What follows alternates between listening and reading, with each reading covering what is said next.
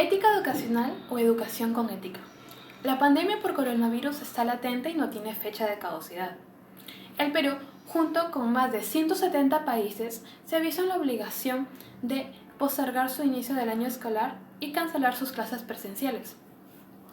9.9 millones de personas en condición de estudiante se han visto afectadas.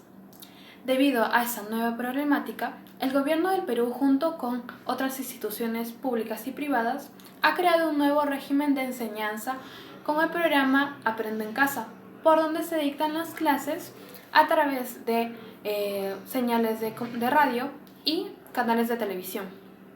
Vimos cómo las demás instituciones privadas, como lo son las escuelas y universidades, pudieron adoptar esa nueva normativa para poder brindar su servicio. Es por eso que eligieron Zoom y Google Meetings para poder dictar sus clases. Los esfuerzos de los profesores que tuvieron que cambiar sus pizarrones grandes por diapositivas o por pizarras digitales aún no son recompensadas debido al gran déficit que tiene el Perú en educación. No en vano, Manuel González Prada dijo a fines del siglo XIX: el Perú es un organismo enfermo, donde se pone el dedo, salta la pus. Hay que edificar una sociedad donde el valor supremo sea la autorrealización humana en vez del dinero y la riqueza. No existe mayor satisfacción que la de haber cumplido y sin esperar nada a cambio, pues es de ahí donde prevalece la ética educacional. Esta noticia ha sido recorrida por casi todos los medios de comunicación, pero una de las primeras en publicarlo fue el Diario Libre el 29 de julio de este año. La noticia es la siguiente: estudiantes pobres del Perú seguirán sin tablet tras fracasar en intento de compra. Como bien sabemos, a raíz de la pandemia, el Ministerio de Educación anunció en marzo que las clases se realizarían de manera no presencial y de forma virtual. Es por eso que elaboró un programa llamado Aprendo en Casa para los estudiantes del sistema público, que puede ser seguido por radio, televisor e internet. Es por ello que se consideró a aquellos estudiantes con escasos recursos que no poseen medios digitales para hacer seguimiento de esta propuesta. Es así que el presidente Vizcarra prometió que los escolares de los hogares más vulnerables recibirían equipos como tablets para poder seguir con sus clases. Entonces, ¿qué sucedió con tal proyecto? El Ministerio de Educación lanzó una licitación para encontrar a un proveedor que venda estos productos con las características más apropiadas. El proveedor elegido fue Topsail SAC, que, según explicó el Ministerio en un comunicado, fue el único postor que presentó una propuesta que ofrecía cumplir con los requerimientos para adquirir 1.056.430 tabletas, 203.080 cargadores solares y 565.482 planes de datos para estudiantes y profesores. No obstante, el portal de noticias El Foco denunció que Topsail estaba en problemas financieros cuando obtuvo el contrato del ministerio por 930 millones de soles y las tablets ofrecidas no tenían garantía de la fábrica Lenovo. Antes de generar un análisis de este caso, debemos tener en cuenta tres cosas. En la primera, en la distribución de dichas tablets que no están destinadas ni siquiera al 60% de niños que realmente se encuentran en situación de vulnerabilidad. En la segunda, el Minedu es la entidad que decide a qué sectores se destinan dichas tabletas. En la tercera, años anteriores también se generó el mismo problema al obtener computadoras inteligentes XO. Teniendo en cuenta lo antes mencionado, podemos rápidamente inferir que dentro de la compra de dichas tablets existen intereses de por medio por parte de los administradores y funcionarios que laboran dentro de esta institución.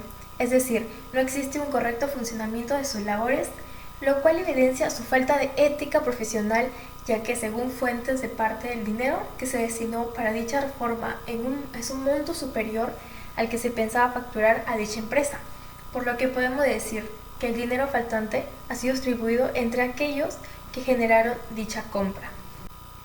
Ahora, ¿dónde quedan la ética y los valores? Está de más decir que dentro de dichas instituciones existe un gran nivel de corrupción, pero ¿acaso es una justificación? Desde donde nosotros lo vemos, podríamos decir que nada de eso es correcto. Está claro que muchos de estos administrativos solo lucran para ellos mismos, sin tener en cuenta cómo afectan sus acciones al progreso de nuestro país y más aún en estos tiempos de crisis.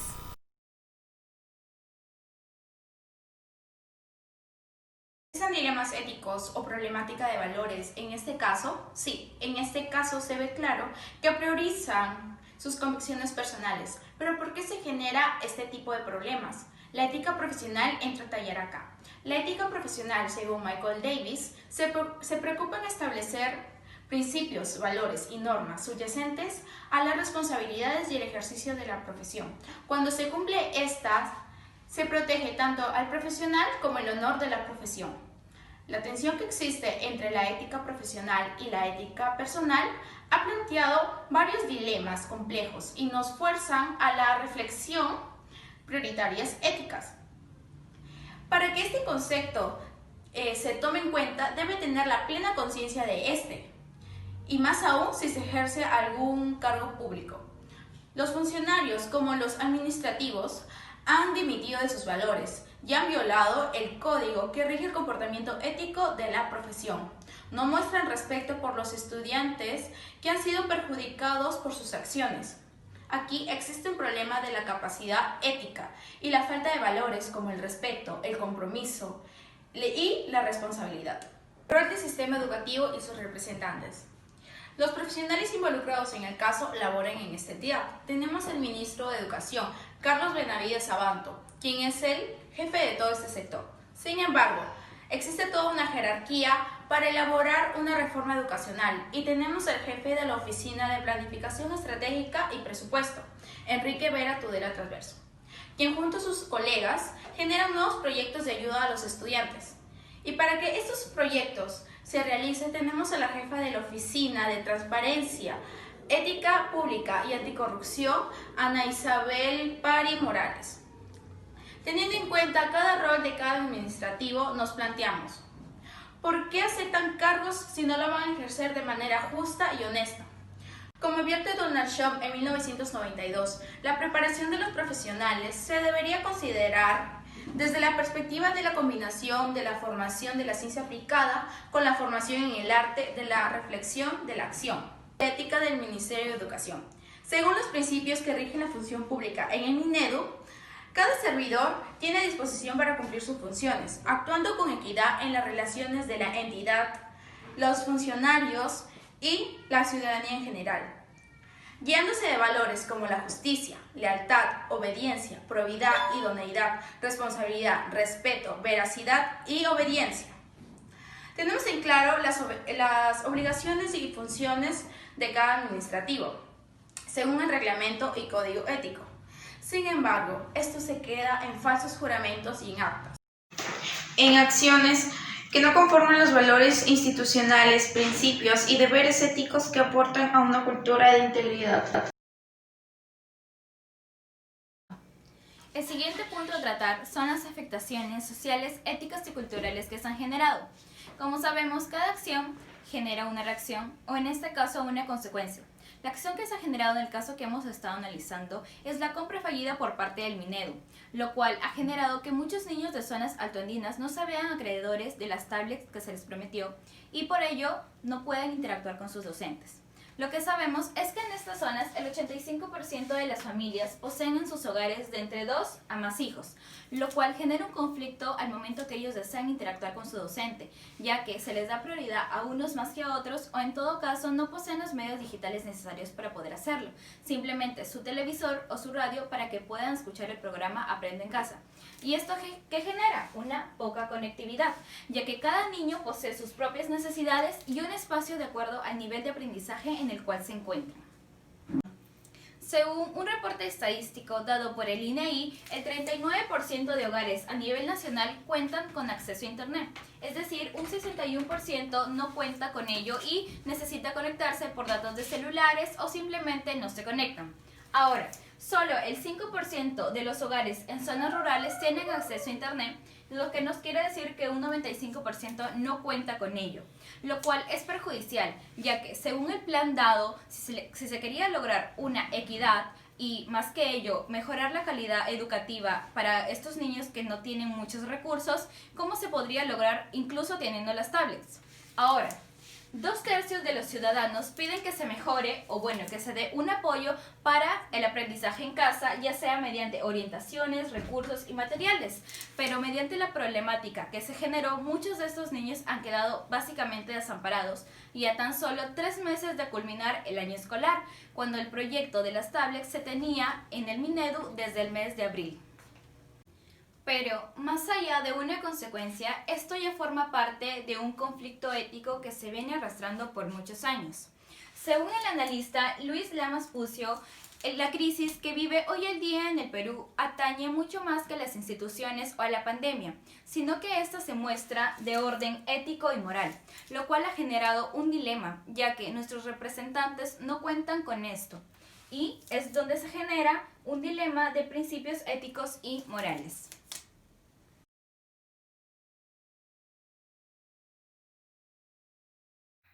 Según la problemática de los valores y la ética profesional, se puede decir que un individuo podrá establecer su ética profesional mediante 2 puntos fundamentales.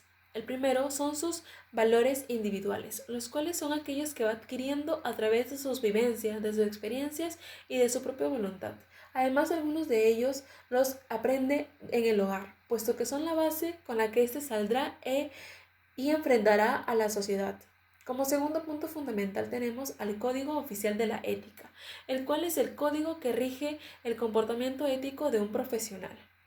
Entonces, según nuestro caso, podríamos decir que esta es la principal problemática que se arraiga, puesto que ya sin estas cualidades, un profesional no puede tomar las decisiones con carácter y determinación basadas en valores como el respeto y la responsabilidad, las cuales serían las grandes normativas presentes en su código ético y que le permiten administrar y valorar las consecuencias de sus actos, siempre en el plano de lo moral, estableciendo la magnitud de dichas acciones y de cómo afrontarlas de la manera más positiva e íntegra posible. Como conclusión, tenemos que la pandemia por la cual estamos atravesando, más que una crisis, es la exigencia de un cambio, de una nueva cosmología, es decir, de una nueva visión del mundo y de la incorporación de una ética con nuevos valores. Pero no debemos poner a todos en un mismo panorama, puesto que existen múltiples actores en el ámbito educativo trabajando juntos con un fin en común, que es el de salvaguardar los derechos a la educación de miles de estudiantes. Y esto es un signo de esperanza frente de un país tan fragmentado y desigual como es el Perú. Sin embargo, es de nuestro conocimiento y atención que gran parte de estas acciones se ven desacreditadas por los altos administrativos y el mal funcionamiento de sus deberes. Según el Foro Mundial sobre la Educación, llegaron a la conclusión de que la corrupción constituye un obstáculo considerable para el uso efectivo de los recursos que son dados para la educación y que esto debe eliminarse sin contemplaciones. Entonces, se debe establecer mecanismos de formulación de presupuestos y asignación de recursos con amplia participación social que permitan dotar de transparencia y credibilidad el manejo de los recursos. Pero sobre todo, se debe tomar en cuenta la política de ética educacional y se debe realizar profundas reflexiones sobre este tema, generando en cada profesional conciencia de respeto y responsabilidad, que lo ayuden a mejorar sus acciones laborales para el país y sobre todo seguir educando a niños y jóvenes a través del ejemplo, que debe ser lo más importante.